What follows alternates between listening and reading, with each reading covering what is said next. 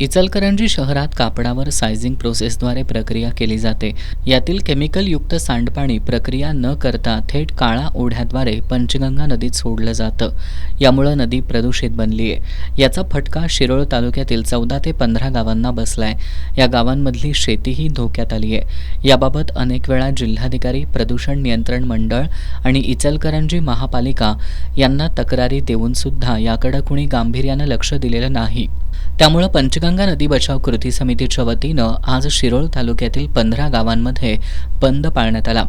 तसंच इचलकरंजीतील टाकवडे वेस इथल्या काळा ओढ्यावर रास्ता रोको आंदोलन करून शासनाचा निषेध करण्यात आला.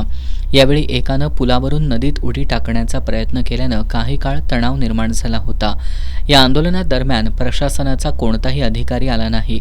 यामुळे आंदोलकांनी 2 JCB आणि 2 ट्रॅक्टरच्या सहाय्यानं मानवी साखळी करत काळा ओढ्यामध्ये भराव टाकून ओढा बुजवला.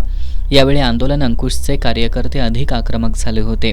इचलकरंजीमधले महानगरपालिका असेल किंवा हे प्रोसेस कारखाने असेल, त्यांना खरं तर या ओढ्यातनं नदीमध्ये पाणी सोडायला कुठेही कायदेशीर परवानगी नसताना आपल्या इथल्या प्रांताधिकाऱ्यांना सांगितलं, प्रदूषण मंडळाला सांगितलं, नगरपालिकेच्या अधिकाऱ्यांना सांगितलं, तरी या पंचगंगा काठावरच्या कुठल्याही नागरिकांची चिंता न करता ही लोक आज अक्षरशः पळून गेलेले आहेत. आज 11 गावं शिरोळ तालुक्यातली बंद आहेत पंचगंगा काठावरची आणि सगळे नागरिक लोकप्रतिनिधी इथं आलेले आहेत. पण प्रशासनाचा एकही जबाबदार अधिकारी इथं आलेला नाही, प्रदूषण मंडळ आलेलं नाही.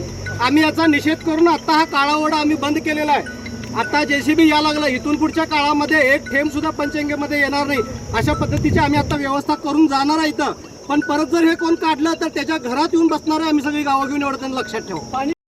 जर काळा ओढ्यामधून दूषित पाणी बंद झालं नाही तर इचलकरंजी शहराला पाणीपुरवठा करणारा मजरेवाडी इथला पंप बंद करण्याचा इशारा आंदोलकांनी दिलाय.